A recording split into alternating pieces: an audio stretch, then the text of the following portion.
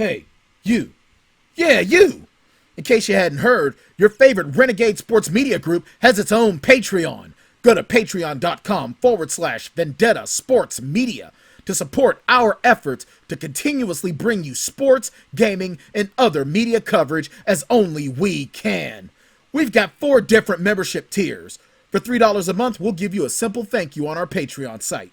For $6 a month, you get a thank you and you get to become a recruit in Jackson Law's Vendetta University Gaming Series. For $10 a month, you get everything from the previous tiers, a special thank you at the end of our videos, free access to our upcoming Discord chat, and a free koozie after 4 months. And then the big dog, $50 a month, gets you everything from the previous tiers, as well as opportunities for Fantasy League invites, stream gaming, possible invites to mock NFL and NBA draft sessions, a once-a-month Google Hangout, and after 4 months, a free t-shirt. Yeah! Go to patreon.com/Vendetta Sports Media and help us to improve our pledge to bring you the best sports, gaming, and other media coverage.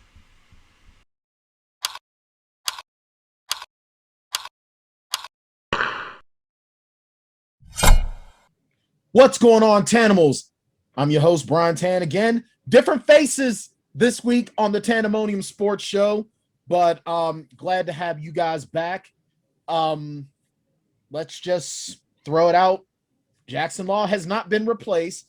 J Law is sick. He's got the plague. I don't think it's COVID. I think he just said that he had it coming out of both ends, if I recall correctly from what he said. So he's sick. So we got the boss man to sit in on his favorite show other than his own. Trey Daubert's here. Trey, welcome. I'm happy. I'm honored. I'm honored to be here on the Tanndemonium. And not only do we have myself joining, we have new producer Bridget. So we got 2 new faces. Yeah, for this 2 episode. New faces. Young Bridget here is going to be our new producer on the show. And Bridget, how are you? I'm good. Thank you. Awesome. Yeah, I'm super excited. So yeah, Bridget's another one of the new interns, and she's goodly enough to do some double duty. So Bridget will be in the background sending this, that, and the other, and I'm going from there. But she's a little bit camera shy, so we're gonna break her of that as time goes on, slowly but surely. I think Chad's trying to. He just says the most ridiculous things of all time, where Bridget cracks a smile. It's coming. That's awesome. The most you'll probably get from me, but yeah. Don't worry. I'll try more. Oh, hey, we're gonna be looking for some sports takes out of you on certain things. Come on, I know you have some sport. I know you have sports knowledge, or else you wouldn't be here. You'll have some opinions, so we definitely want them when you got them. But okay. But we're gonna let Bridget go back into the green room because she's taking her producer thing very seriously. So. All right, Bridget. So you can step on back and leave it to the idiots to talk about the dumb stuff. But you know what? I'm glad we got you here tonight, Trey, because we're gonna have you on later on this month as well for our special spring training episode. So and that episode is actually going to be all MLB talk for the whole hour. So all you MLB fans, this is one of the places you're going to want to be with the guy himself, who is Mr. Baseball on here. Yeah, that's one of the biggest misconceptions about me is most people think I'm just a football guy and I focus solely on football. But honestly, it's not true. Most of my actual work experience is in baseball. I worked for the AAA Phillies team, the Lehigh Valley Iron Pigs, for a bunch of years working in different roles. I have a baseball scouting job that I don't know if I'm going back to or not this year, but most of my actual work experience is in baseball. So I'm going to be happy to join the show for that as well. And Trey also told me off air that he's real pumped to be on here because apparently he's taken some issue with what I had to say about Dustin Pedroia, which I can't wait for that because I'm excited. Well, me and Jackson agree on practically everything, so it'll be fun to have a little bit of contention. Yeah, you guys are like Beavis and Butthead. Like I know, right? All right, so Trey, let's talk about the big game. The NFL season is officially over. For those that have EA access, by next week you'll be playing the piece of crap Madden 21 for free. But Tom Brady and the Buccaneers, they got it done. Like, when are we going to stop counting out touchdown Tom? It's remarkable. 31-9. At some point, don't the Tom Brady haters just fold their cards?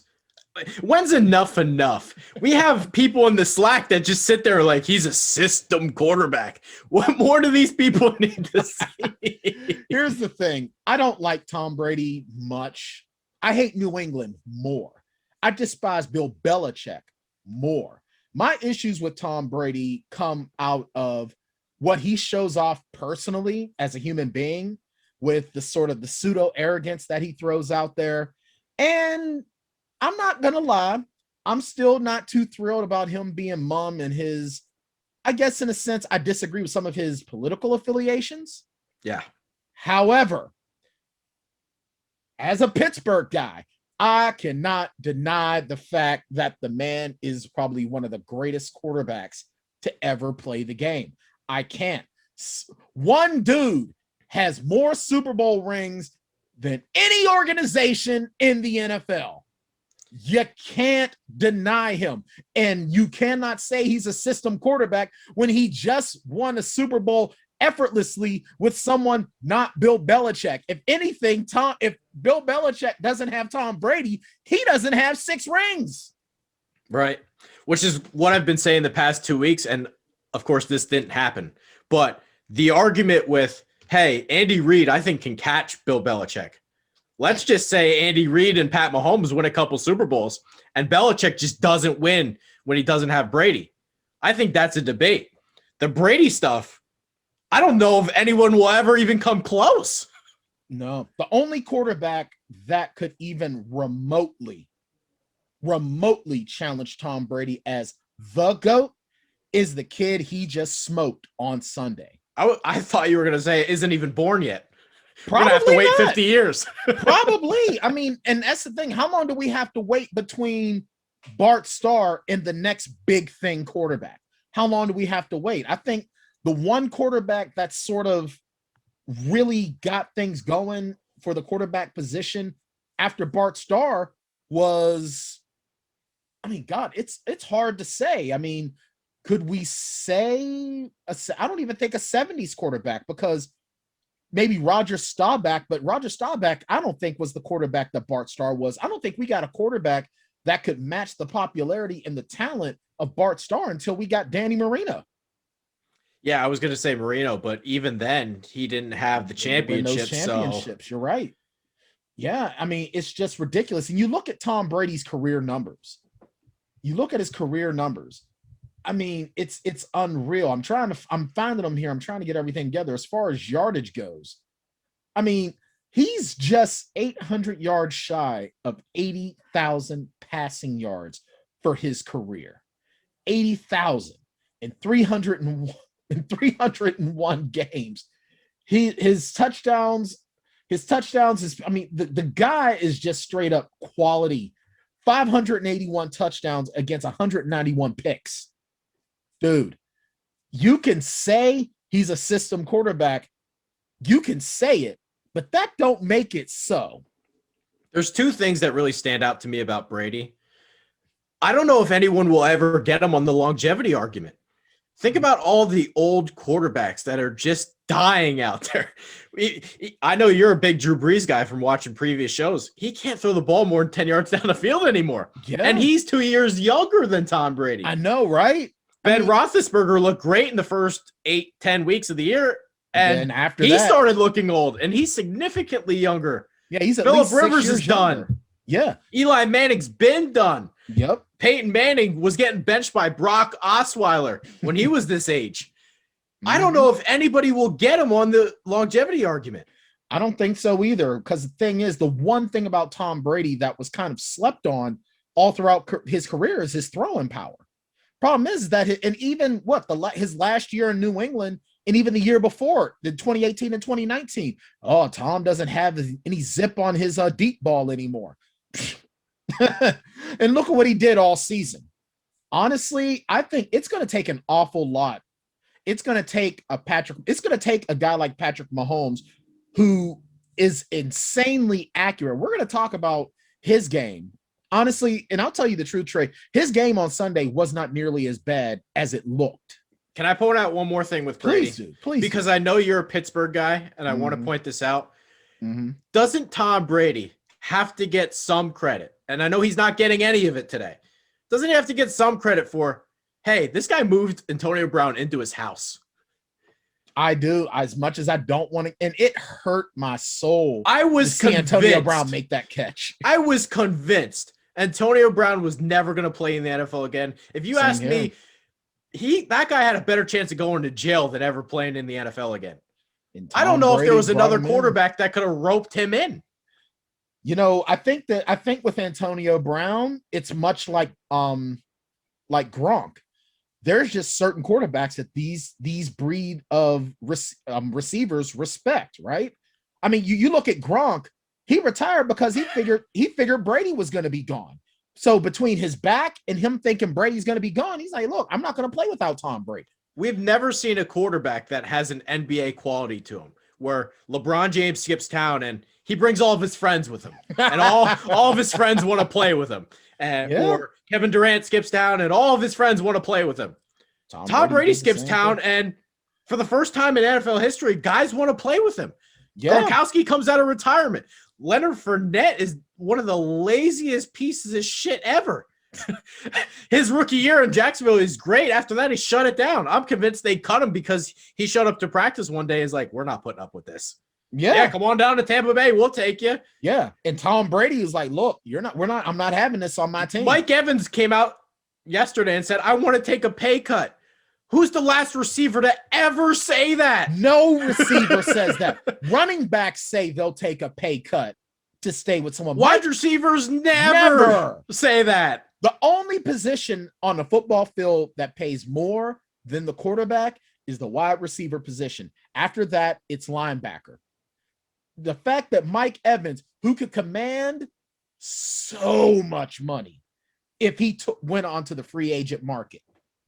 Now, it doesn't surprise me if Mike Evans signs a 1 year, maybe 8. I believe he's under contract for a bit, but either way, if Mike Evans wanted his money, he'd get his money. Absolutely. Absolutely. But the fact that he's willing to take a pay cut to stay with Brady, and you're right. I think it's Brady's longevity. This guy has played in 3 different decades right now, Trey. Wrap your mind around that. He's been in 10 Super Bowls. Tom Brady has played in 10 Super Bowls, won 7, and has played in more decades than our producer has been alive. I got to give credit to Chad for this one. The NFC East, it's Brady's kryptonite. Nick Foles gets him, and the New York Giants gets him. The NFC least is the only thing that can stop Tom Brady in the Super Bowl. That's a good point. Luckily for him, no one in the NFC East is even sniffing an NFC title game at all. And how about Devin White? You want Devin White and Shaq Barrett. That is a 1-2 punch at the linebacker position on defense. See, that's what TJ Watt and Devin Bush are supposed to be if Devin Bush doesn't get hurt. And we're forgetting about Levante David, who's oh my goodness, multiple-time Pro Bowler in his own right. Yeah. And even Ndamukong Suh got in on it. Did you see that hit? I actually watched the entire Super Bowl. I have not sat and watched an entire football game, and I don't know how long. Usually I listen on the radio because that's just the way I prefer it. But I actually watched the entire Super Bowl. Well, I can't say that. I've watched some Steeler games on TV. Man, Ndamukong, how happy do you think Ndamukong Suh was? I got a sack in the Super Bowl. Finally. After all the stomping and the kicking and the gouging, I got a Super Bowl sack. Good for that guy. Yeah. Dealt with shit in Detroit, went to the Rams, had to play with Jared Goff. He's never had a good quarterback. Nope. 4-time MVP Tom Brady. Their general manager, Jason Light, has not gotten enough credit either. To bring in a guy like Devin White and Shaq Barrett and Levante David and Antoine Winfield, their defense is loaded. I don't know if we'll see a game in 2-3 years where Kansas City doesn't score a touchdown. I know. We never will again. Not unless they're playing the Buccaneers. And we're talking about Mike Evans. This was his age 27 season. He's got another 3 years, 2021, 22, and 23. So they have him locked up until he's 30. But he's saying he's going to take a pay cut. That means that he's going to probably restructure that contract. And he's already underpaid. Yeah, and he's already underpaid. This year, he only made $4 million in base salary. That's it. Only $4 million. Hey. And he's one of the 5-10 best receivers in football. He really is. He really is. All right, so let's pivot to the other side. Who do you think cost the Chiefs this game more? The offensive line or the defense not having any discipline? Or is it a combination? I think it has to go to the defensive line or the offensive line because anytime you enter a game with both backup tackles, you're going to be in shambles. They didn't have their starting left tackle. They didn't have their starting right tackle. We've kind of already known that the Chiefs defense is not world beaters. They can do their job. But at the end of the day, if your offense is not Kansas City was 3 and out. You can't put that group on the field for that long. So I point a lot of the blame to the offensive line. Absolutely. And we had that stat, 35 pressures to 5. Every time Patrick Mahomes dropped back, he had to dip over his back shoulder and take off running. Every time. It looked like he was playing against all Madden and the other side was on rookie. He did. Every single time he drops back to pass, he's running for his life. He looks like Paul Blake in freaking Necessary Roughness. Matter of fact, no, he looked like Popkey. Come on, blow the whistle. Blow the whistle. Oh, my God. And I'm live tweeting. I had the image in my head. Throw the damn towel. Yeah, exactly. Honestly, you know what I wanted to scream is stop. He's already dead. No. Oh, my goodness. And I'm live tweeting all during the game. And the worst part about it is that this offensive line had 2 full weeks of practice to make this work. And to Patrick Mahomes' credit, this guy has turf toe. He's probably going to need surgery on that turf toe. I believe he was already scheduled to get it.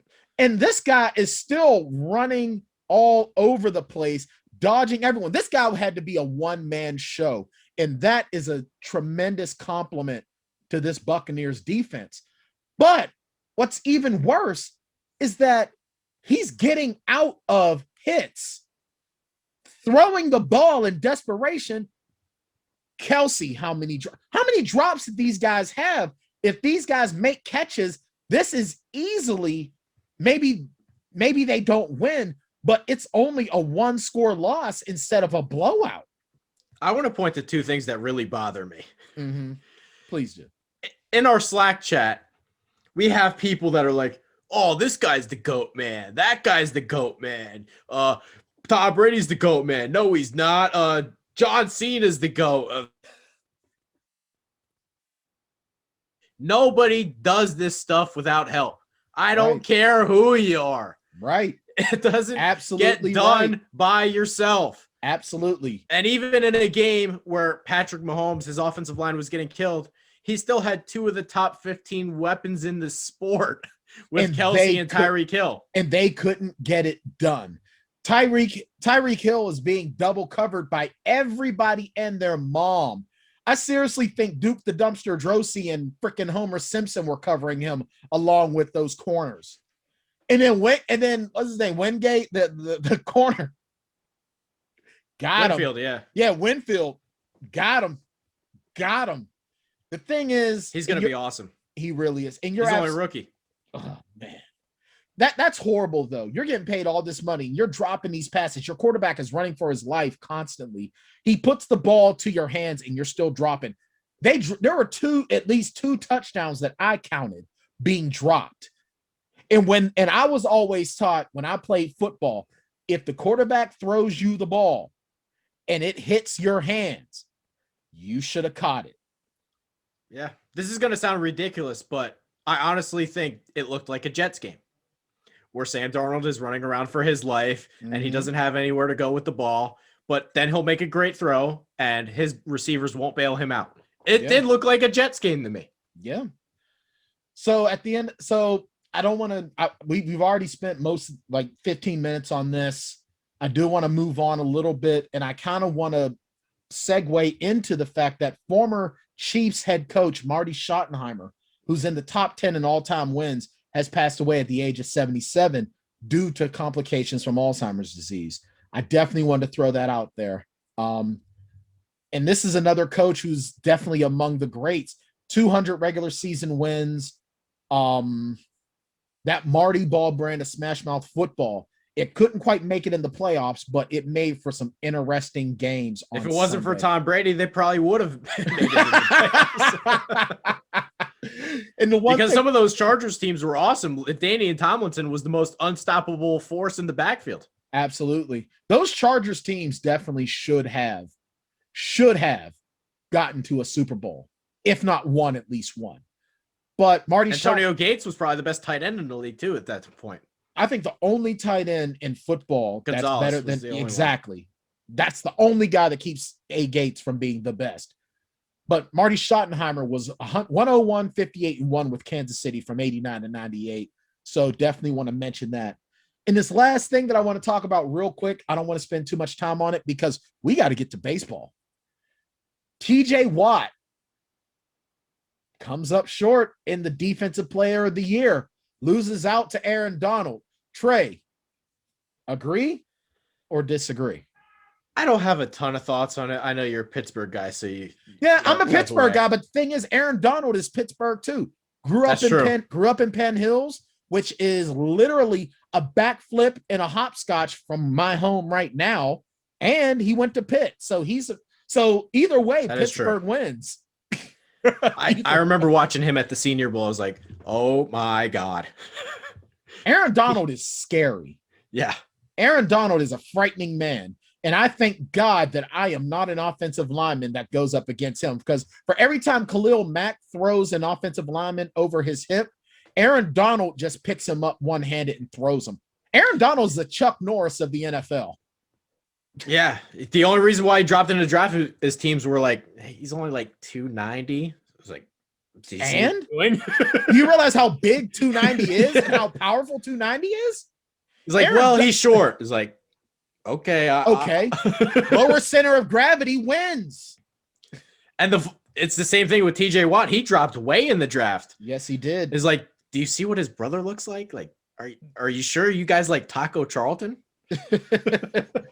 Here's my thing.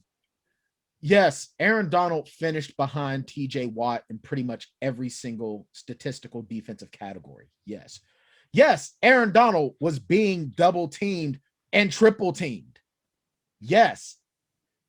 I think at the end of the day, this is a no-win situation for anyone voting. Like, honestly, make these guys co-defensive players of the year and let it be a wrap, because no matter what, it's the right call, in my opinion. Yeah, Aaron Donald almost has a LeBron James feel to him, where you could give the MVP award to LeBron every single year, but then people get voter fatigue. Right. I almost thought they were going to give it to Watt just because Donald could get it every year. I think if TJ Watt has a similar year this year as he did last season, he's going to get it because of that reason. I want to ask you this, though, real quick. Mm-hmm. Yeah. If Bud Dupree never gets hurt, does that affect the voting? Yes. Maybe Watt has another sack or two. If more attention goes to Dupree. If Bud Dupree never gets hurt, the Steelers beat the Browns, I think. And here's why. Because there were too many times that Alex Highsmith just isn't getting the penetration that Bud Dupree would. He's not disrupting as Bud Dupree would. Baker Mayfield does not get as comfortable in that backfield if Bud Dupree is lined up. Totally agree. So I think that if Bud Dupree never gets hurt, TJ Watt maybe gets 5 more votes and he maybe drops by 2. if Devin Bush and Bud Dupree never get hurt, TJ Watt wins unanimously. TJ Watt he probably doesn't set a season record throughout the whole NFL. He at least sets a Steeler record. I agree. That's why I wanted to throw it to you. Absolutely. All right, guys, we're going to take our first break. We went a little bit over, but hey, it was the Super Bowl. We're going to be right back on the Tanndemonium Sports Show on Vendetta Sports Media, and I am going to be getting into a baseball discussion with a baseball professional. This should be fun. We'll be right back. The following broadcast is brought to you in association by XP Coffee Company. XP Coffee Company is the fresh brewed coffee made for gamers by gamers. Get amazing flavors like Choco Loco in 8, 12, or 16-ounce bags, or level up and get Illusion, Isolation, Nightmare, or the Majestic Throne blends in light, medium, or dark roast in whole bean, coarse French press, drip, or fine espresso in 12-ounce, 16-ounce, or 2-pound bags. Wow! Shipping worldwide. If you're in the U.S., go to usa.xpcoffee.co. If you're in Europe or in the U.K., go to www.xpcoffee.co. XP Coffee Company, for gamers, by gamers.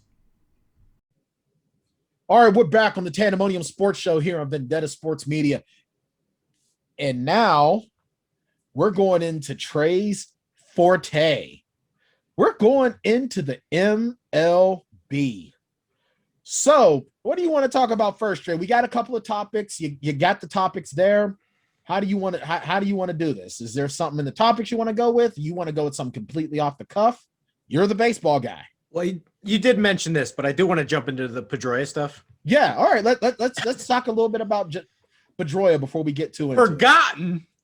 You said the words forgotten. Yes, I did. It was hurtful.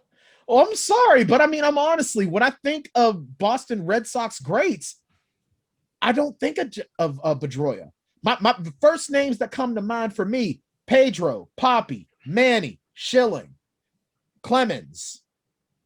Those are the first five. And then after those five, my next thought goes to Mookie Betts and Noma. Yeah, so when I did my Red Sox Mount Rushmore on the site, I listed Pedroia as one of the 4 most important Red Sox ever, and he was the 4th one for me. Okay. And one of the reasons is because the list of second base MVPs does not exist. We can find a lot of Barry Bonds' and Sammy Sosa's and Mark McGuire's, who are these 6'4" athletes, power hitting home run guys.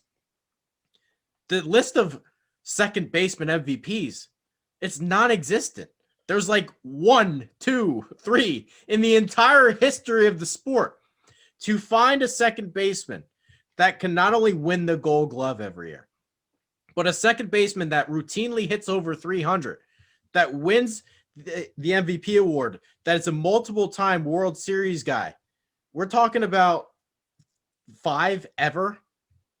And you just mentioned this guy, Chase Utley. That's like the end of the list. Jose Altuve.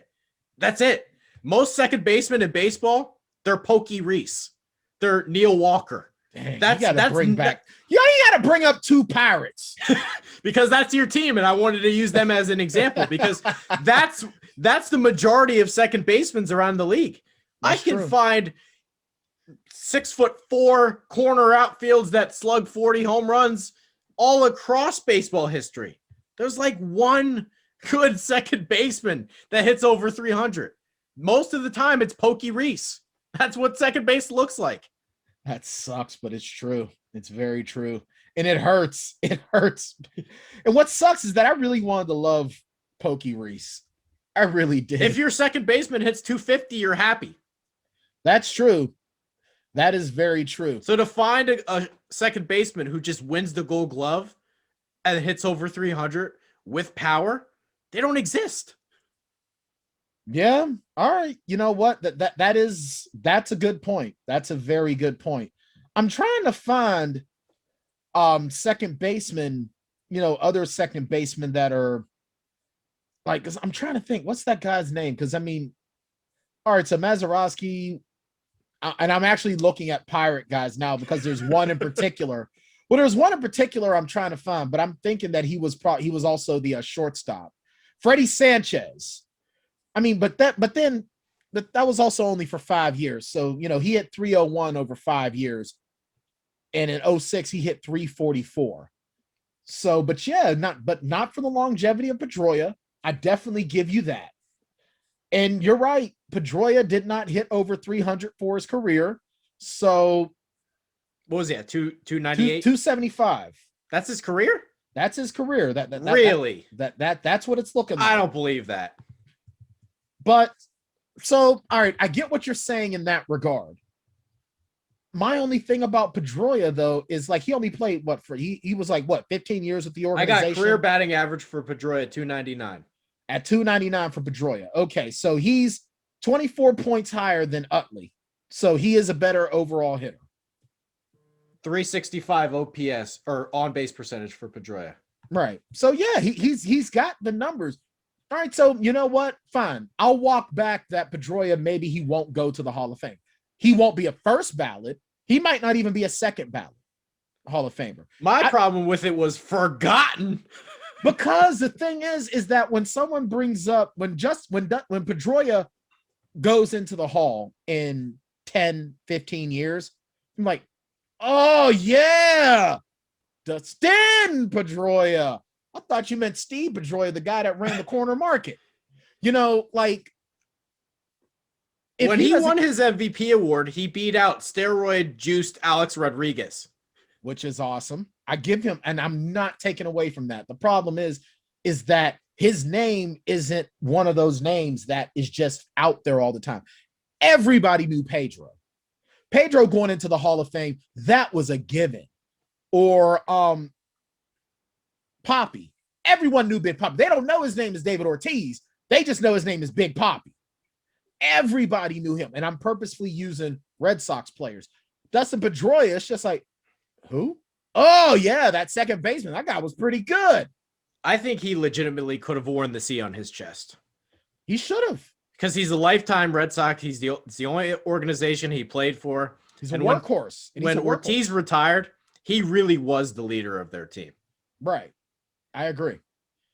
And I didn't mean to impugn his career.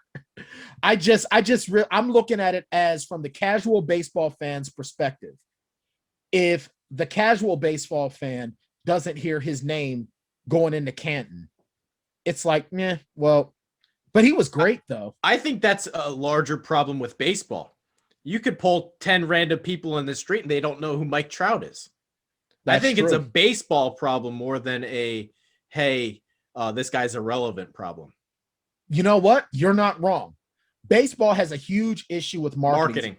We talked a little bit about that with Sean Gibson. I definitely want to get you and Sean Gibson on a show at the same time talking baseball. That would be a fun conversation.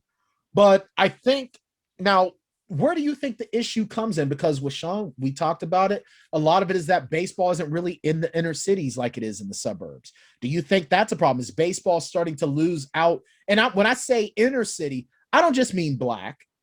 I don't just mean minority. I mean, as a whole, the inner city, your everyday inner city person. Does it look like the average everyday inner city person is just falling away from baseball because only rich kids are playing? Is baseball getting the golf stigma on it now? I think the biggest problem, the number one problem, is they have this business model where if someone hits a home run and you want to share the clip, you're just on social media and you want to share the clip. You can't share a clip. It's owned by Major League Baseball, and they will bring the house down on you just for sharing their product. The NBA has taken the opposite approach.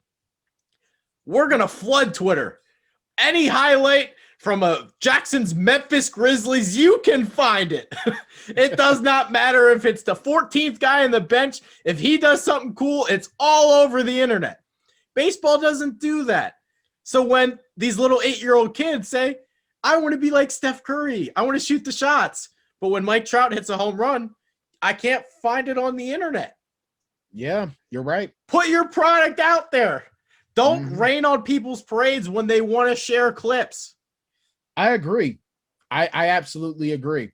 And I'll take it a step further, because the one thing that I'm noticing about baseball, and I'm going to throw softball in here as well. And there's a reason why. When we see sports, whenever we see any sort of sport, football or basketball or hockey, any of the major team sports, when we see those clips, it gets young people, male and female, so into it. When you see, even the NBA is doing especially great with the WNBA, and they're showcasing the WNBA more and more, because these young women need people to look up to and dream about as well, because there's some women out there that are far superior athletes than any man is. It's just that more money goes into male sports. But with Major League Baseball and even women's softball, if you showcase that more, you're going to start getting an influx of talent, because you're going to, that play is going to get someone hooked. And one of the biggest problems too is the minor league system. Yeah. 10 years ago, Kyler Murray would have been a slam dunk first round he was a first round baseball player, but he would have signed with baseball because he just wouldn't have had the option to play quarterback. When these athletes look at it and they have options, like Russell Wilson was drafted for baseball. Yeah. Do I want to spend 6 years in the minors? Making nothing? Or do I just want to go right to the NFL? And even if I'm a third round pick, I'm making more money than I would in the minors. And once I start, it may not all, but then thing is, you don't need to worry about the guaranteed money anymore at this point, because the king's ransom of your paycheck is coming from endorsements. And one of the things Major League Baseball does with some of the international guys, like they will recruit these 15-year-old kids from the Dominican. They'll offer them a $10,000 check to sign with their team, but that kid never sees any money unless he makes the majors. Right. And they can't do that here in the United States. They can't just walk up to 15-year-old kids and say, we'll give you a $10,000 check, sign with us. Right. You can't do that here.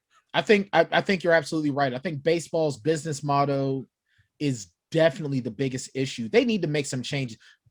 Manfred needs to do a lot of work. He is the absolute worst. I hate him with a fiery passion. So I guess Mark Cuban needs to get some stake in Major League Baseball. I want to see Mark Cuban buy the Pirates. I really do. Their payroll would go up, I'll tell you that. And then some. So Trevor Bauer is the newest LA Dodger. Even I knew that's where he was going. If he didn't go to the Yankees, he's going to the Dodgers. He's a very rich man. Does he deserve this money?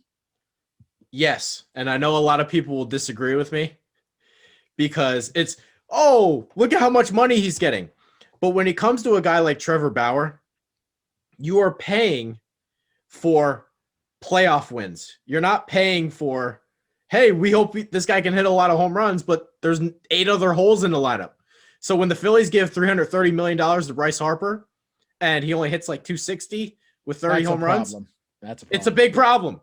What I'm paying for is I need those horses come October that can go out there and throw 7 innings and give up 1 run, and I can check a win next to his name when it counts. Trevor Bauer's the type of guy, he pitched his ass off a year ago. He had a 1.7 ERA in the postseason. They didn't score for him, Cincinnati. I forget what stat it was. I know Bridget could probably look this up, but I believe he pitched 8 innings, no runs, and they didn't win the game. Oh, you do that with the Dodgers, you win that game. That's true. Mookie Betts. You got Mookie Betts getting it done on both sides. And another thing is the industry standard is you pay $8 million for 1 win above replacement. If he makes 35 starts and pitches the way he did a year ago, he will have been significantly underpaid because he'll record a 6 win above replacement. And theoretically, he should be worth $80 million a year. Now, the Mets fans are pissed over this. And Trevor Bauer made Bob Nightingale look like an idiot. Bob Nightingale doesn't need any favors for that. He makes himself look like an idiot quite a lot. So he's the Colin Coward of the baseball world. He's been wrong more than he's been right when it comes to breaking news. So nobody should feel bad when it comes to Bob Nightingale. Fair enough. So what about the Mets fans? Do the Mets fans have a legit beef? No. When they crawl out of the womb and they decide they want to be a Mets fan, this is what you sign up for. Misery and pain. What can go wrong for the New York Mets will go wrong for the New York Mets. And you know that when you pick them as their team. How about Steve Cohen deletes Twitter? That's like topic number 6 when it comes to the Mets this offseason. This is what you sign up for. I still love the Family Guy episode. This is more disappointing than being a Mets fan. It's opening day. Here's the pitch. And the season's over. It's true. Oh, man. And real quick, I got to throw out there because I love the Sloppy Cases series that's on the site right now from Milo Coulter. Go on head over to vendettasportsmedia.com.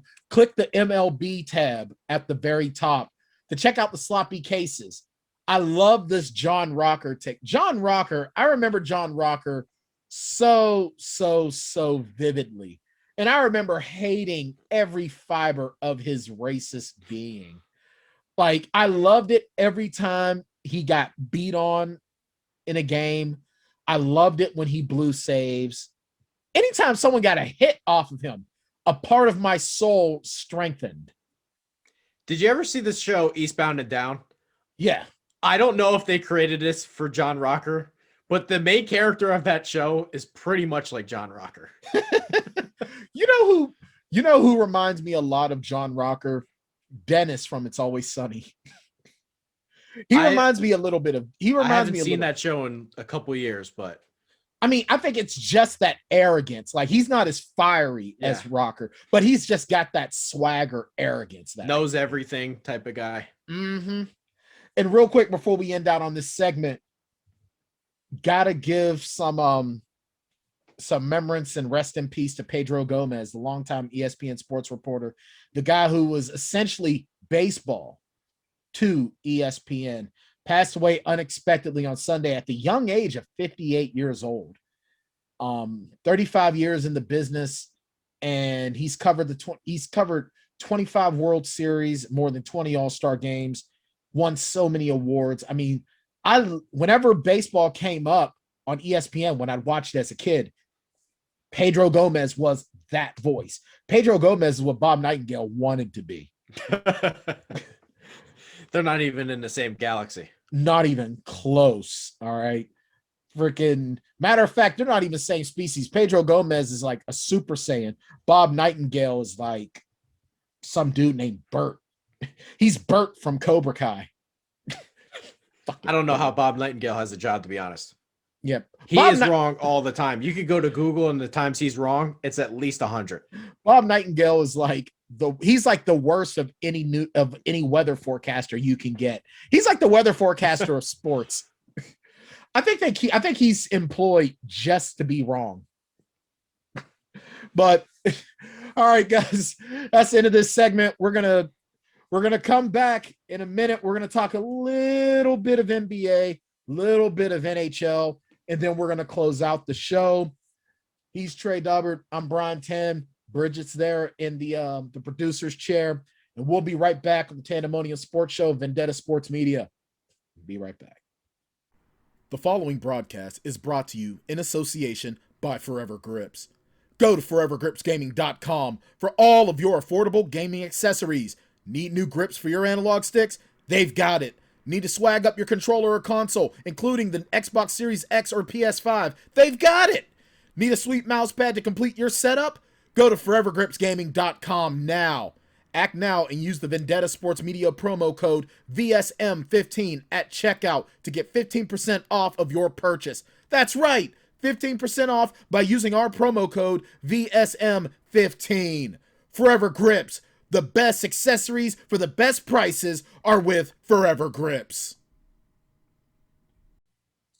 All right, we're back for our final segment of the Tanndemonium Sports Show. Definitely glad to have you on there, Trey. you guys are gonna be seeing Trey on here a lot more during baseball season. We're gonna get Trey on here doing a regular baseball segment during the MLB season. So keep your eyes open for that. We're also going to be working on bringing in some pundits from Vendetta Sports Media as well to talk NHL. We're in the works right now to get either Emma or Andrew to come on and talk NHL with us next week. So stay tuned for that as well. But let's talk about it real quick here, Trey. About a week or so ago, Jim Rutherford, the GM of the Pens, he retired out of the clear blue. Just deuces. I'm out. Now we got Ron Hextall as the GM. This was courtesy of actually just 7 hours ago. Andrew McGinnis, the one of our resident NHL guys of Vendetta Sports Media, puts this show out there. He was running the Flyers for 4 years, and now he's with the Pens. Is this shocking for you as a Philly guy to see us basically come in and just say, yoink, we'll take that? I don't know if I really quantify as a Philly guy. I guess I'm from the area, but I don't root for the Eagles. I don't root for any of the Philly teams. I don't really have a big take on it. I would just say, is part of the old GM's thought process is, hey, Sidney Crosby's getting old. Evgeny Malkin's getting old. Did he just sat there and say, yeah, this team's never going to win a Stanley Cup again. I'm just going to retire. Like, what makes you just like out of the blue? I'm done. Because what else could it be? All he said was personal reasons.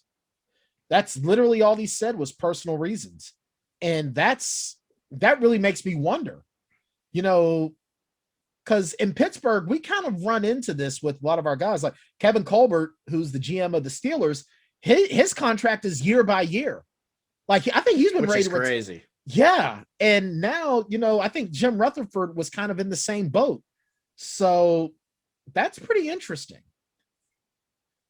But I don't know. We'll see. I mean, the Pens have been doing pretty amazing so far this year. I mean, just from what I've been hearing, I haven't had a chance to really catch a game, unfortunately.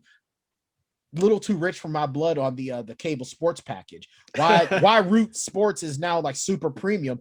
I remember as a kid, man, I could watch Penguins games for free on cable. Now you got to have a special package or whatnot. You got to have 7-8 streaming services to watch what you want. It's insane. I know, right? I'm starting to get back into hockey for the first time since, like, remember NHL 05? Yes, NHL hits. Yes, I loved hockey as a kid. It was one of my favorite sports around. I loved the fights. That video game really made me enjoy the sport. Oh, man. Now, I love hockey, too. Yeah. Now I'm finally in a fantasy hockey league for the first time ever. I don't quite know what I'm doing. See, but it's making me like the sport. See, I love hockey. I think hockey is probably one of the best sports in North America. It's also one of the most underappreciated sports in North America, but it's really growing. And I started playing, I'm not going to lie, I started playing NHL 20. Every NHL game, I play the Be a Pro. And I always play a defensive player on the Calgary Hitmen. And I try to see if I'm going to play through long enough to get drafted, because I want to be like a scoring enforcer. You know what I mean? I want to be like Anders Kane from Goon 2. I didn't see the second one. I saw the first one. Don't waste your time. Okay. Just enjoy the first one. My favorite hockey movie is Slapshot with the Hanson brothers. Slapshot is probably one of the greatest comedy films of all time. And it's definitely fun. But there's just something. Mystery Alaska is my favorite hockey movie. Have not seen that one. You never seen Mystery Alaska with Russell Crowe?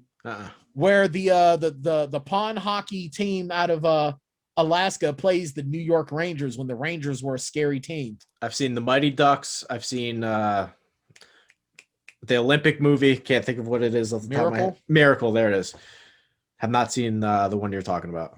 You got to watch it, man. Mystery Alaska's on point. Plus, you also get to hear a woman say the term, "Whoa, Zamboni." Getting wet just thinking about it. That sounds like a Family Guy joke. It does, doesn't it? So also a little bit of more hockey talk that I kind of want to get into. Evander Kane came out today and spoke about life as a black player in a predominantly white NHL. Now, Willie O'Ree talked a lot about this in his documentary, Willie, which is available now on Peacock if you haven't seen it yet. We're going to talk about Willie O'Ree next week, by the way, because next week he's having his jersey retired by the Bruins. Long overdue. Willie O'Ree was definitely the Jackie Robinson of hockey. And as a black man that loves hockey, Trey, I remember getting looked at real funny when folks found out that I liked hockey. You know, so I think that Evander, and even I can't remember the fella's name off the top of my head. The brother from the what's his name, Ward, my brother from the Capitals. That when was the his name Joel Ward, I think. I believe so. Bridget, you look that up for me real quick. He played for the Capitals, and he faced a ton of just racist comments. He was tough from the Boston fans. Go figure. I think the only people surprised that Boston fans, Joel Ward. Thank you, Bridget. I think the only people surprised that Boston fans are being racist were Boston fans that don't believe they're racist, even when they are racist. I lived in New England for 10 years. I know how racist folks can be up there. It doesn't surprise me. I don't care how liberal folks try to say that Massachusetts is and how Boston is. If you want to see how bad Boston is toward black people, watch Soul Man from the 80s with C. Thomas Howell, okay?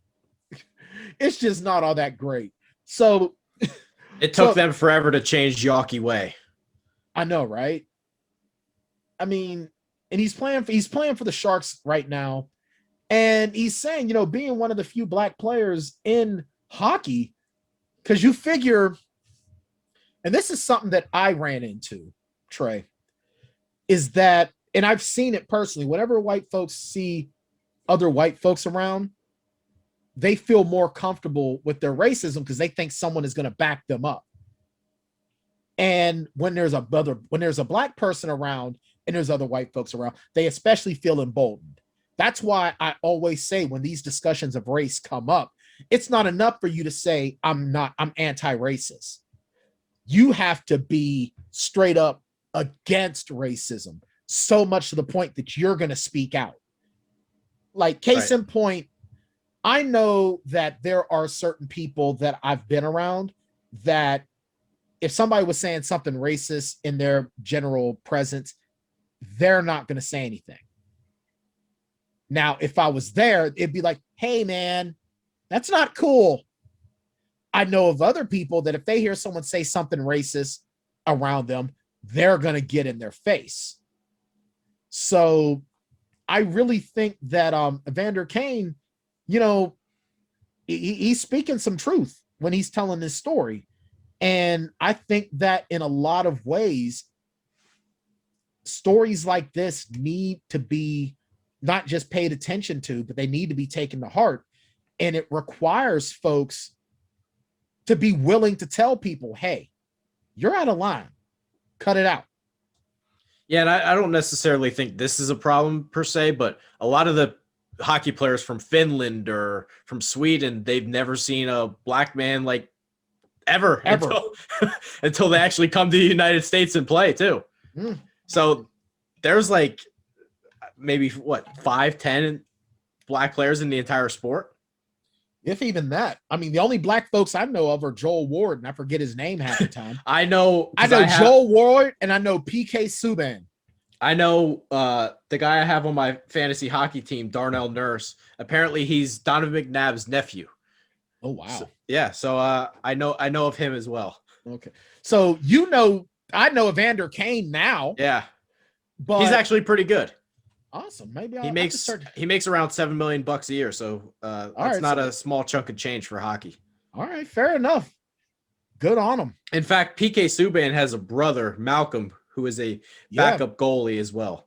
Yeah, well, he was in the Boston system, wasn't he? Yes. He now plays for the Devils. Right. Or no, Blackhawks maybe. I don't know. Oh, there's one other black player that I know, and he was actually my favorite player for a long time. George Laraque.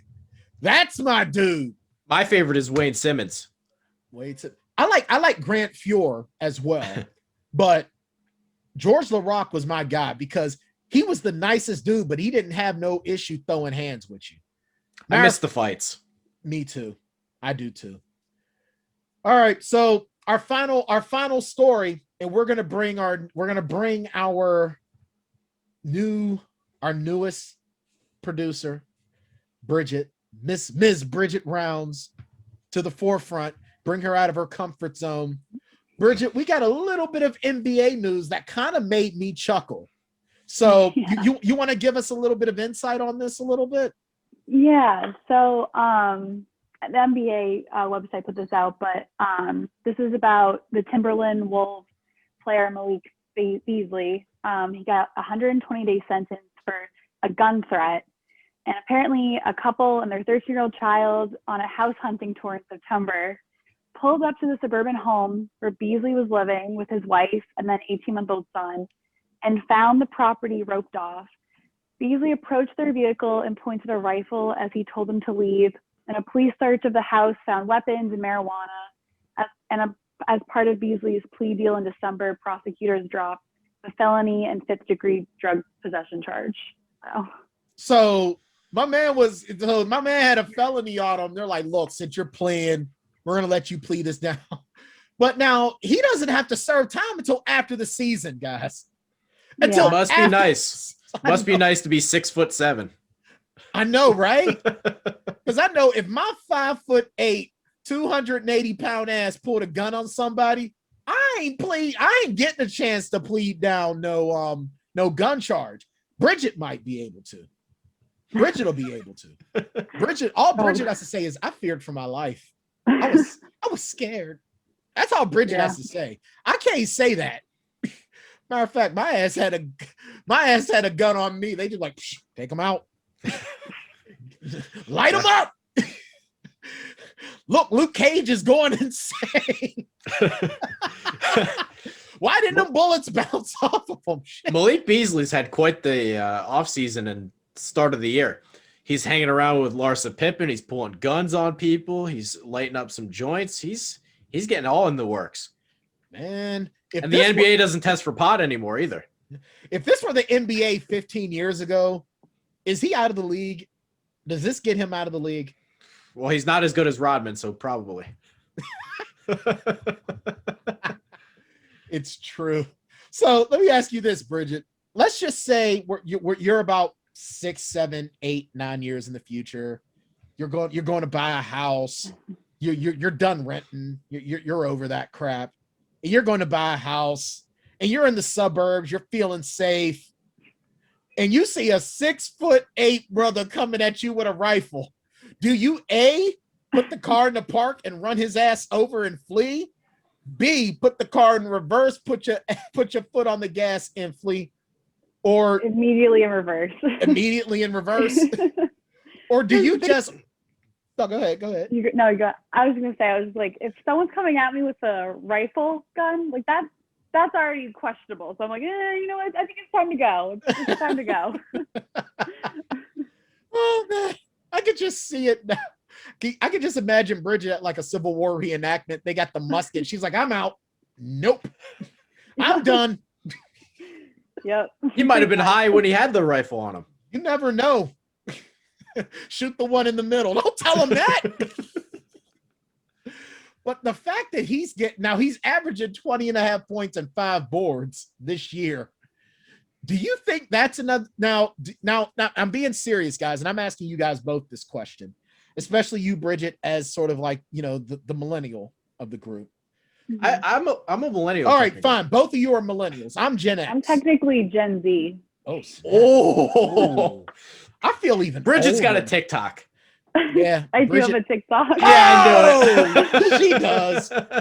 Way to fall into the stereotype. I actually started calling Bridget kiddo because Bridget's actually old enough to be my daughter. When you really think about it, she is. I'm turning 42 this year, so Bridget's old enough to be my kid. So Bridget, does it make it bad that I have a TikTok? Am I too old to have TikTok? I don't have one. Damn. I don't think anyone's too old to have a TikTok. I think it's just like whatever you're watching on it. It's kind of like quick YouTube entertainment videos. kind of like that. I don't know. I'll put book promotion stuff on there and like start putting like, you know, VSM stuff on there. Other than that, I ain't on there for nothing. Matter of fact, I check out the moms dancing. I don't know why. I like the dancing moms. It's like, go ahead, mama. Get it. Go ahead. And I I need like someone to run a VSM TikTok account. There you go. Matter of fact, the sister that plays guitar, and they're like, you don't really like Metallica. And she just started doing videos of her just busting out Metallica songs. I like that. That's what I'm on TikTok for. So let me ask you this as a Gen Zer. Do you think that Malik Beasley got this sweetheart of a deal where it's only 120 days in jail, not prison, jail? He's in county. Yeah. Do you think it's because he's an NBA player? Or do you think that Minneapolis, they're still feeling the heat from last year? And do you think that maybe they're trying to, they're still trying to sort of keep things smooth? You know, he wasn't really trying to be, you know, he was just trying to get people off his property, but something has to be done. Not trying to politicize it. I'm just saying, do you think that it could be one of those two things? Both of them? Which one do you think? I mean, I think it could be both of them, honestly. Like, definitely, like, there's the aspect of he is, you know, he's part of the MLB. He is, like, NBA. I don't know. Oh my gosh. Yeah. Sorry. It's okay. It's embarrassing. No, it's fine. It happens. But yeah, I think that it could be both, honestly. I mean, I wasn't there in the courtroom, so I don't know what the attorneys were saying and what everything was going on with that. But yeah, I think it could be both, you know? So what do you think, Trey? I find it a little funny how, maybe not funny, but he doesn't even have to serve it during the season. He could just wait till the offseason. I know. That is what's the most shocking. That's the part that like really gets me, where it's like, okay, maybe there's a little bit something more here. Because, I mean, what's stopping them from just pulling him out of the season? You're going to start serving right now. Like, yeah, who are he you? ain't LeBron. Yeah. He's no LeBron. And this is the first year he's really starting to become good. Mm-hmm. When he was with Denver, he was averaging like 5 points a game. He was a nobody. Wow. So this is really the first that he's starting to break out. Right. So for him to have to wait, or not have to wait, but for him, like, oh yeah, just come by anytime. Yeah, you know, if you could turn yourself in like, say, August, that'd be great. Okay. That's the part that gets me. Right. Because, well, here's the thing. If the Timberwolves don't make the playoffs, Then they won't. and they won't, then that means that he's out before training camp. Easily. I mean, now granted, is this a money thing? Is it I think it's a money thing, to be honest. Here's the thing. One part of me does kind of feel like Minneapolis has to do some damage control in the law enforcement community as a whole. It has to, in a lot of ways. So here's what I'm thinking. I'm thinking that that's one part of it. And I think the other part of it is, I mean, this guy can afford, he just signed a 4-year, $60 million contract. That guy's a real good lawyer. And I'm sure that lawyer could just go in and be like, look, Your Honor, he understands he did wrong. He's willing to plead guilty. But to tell you the truth, he was scared. You know, Yeah, he just got his money too. Yeah. He was making pennies before. I seriously, now this is also what I think he's going to start doing. He's going to have to start doing some damage control as well. He's going to have to do a lot of PR. That's going to include doing stuff in the community. So don't be surprised if he starts doing a lot of community service. Granted, that's probably going to be part of his, that's going to be probably a part of his plea, I'm sure. But he's going to be in that community a lot to try to make this okay. yeah, as part of the conditions of the sentencing, it says Beasley was given 3 years of probation with no use of alcohol or drugs and completion of an anger management program. So, So he's not getting tested for weed by the NBA, but he's getting tested for weed by the court system. That is something. Ooh, yeah, that's going to be a big that's a big one. But and then I believe, I'm not positive on this, I believe he's been caught with weed in the past, not just this time. You know what, though? I'll tell you the truth. On one hand, I'll say, with Minneapolis, because this could have gone 100 different ways. Does it bother you guys that he's getting such a lenient sentence? Does it bother you guys at all? Or is it just like, hey, it happens? It's hard for me to say. I haven't wrapped my mind around it because I found out 5 minutes ago that this happened. I didn't even know it was a story. But I guess I wouldn't say that it necessarily bothers me. Maybe it's not surprising. I don't know. I don't even know how to process it. Bridget, what do you think? I honestly, like, when I saw that, I was like, it's like a celebrity, you know what I mean? It's like one of those things where you kind of just hear about it and you're like, okay, like, I don't know if that makes any sense, but yeah, if he was anyone else, he'd get the full extent and blah, blah, blah. He's got the money to get out of trouble. Part of it is if we had some sort of video of what happened, that would probably make it a lot worse, just because I think back to the Ray Rice situation. Yeah. The video is what really did it to him. Video is what does it. You're absolutely right. I mean, I look at it like this, man. He could have done a lot of worse stuff. Greg Hardy never should have been on another NFL roster. Greg Hardy never should have gotten a UFC contract. Tyreek Hill shouldn't be in the league. No, he shouldn't. Hell, what the hell's his name again?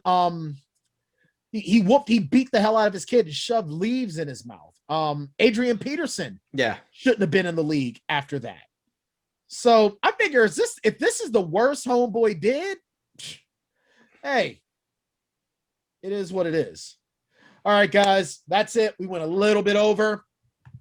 Thank you, Trey, for standing in. Hope to have Jackson Law back next week. J Law, if you're watching, but you're probably not because you're making like 35,000 videos for the site. Get well soon. Bridget, great first show. Great job by you.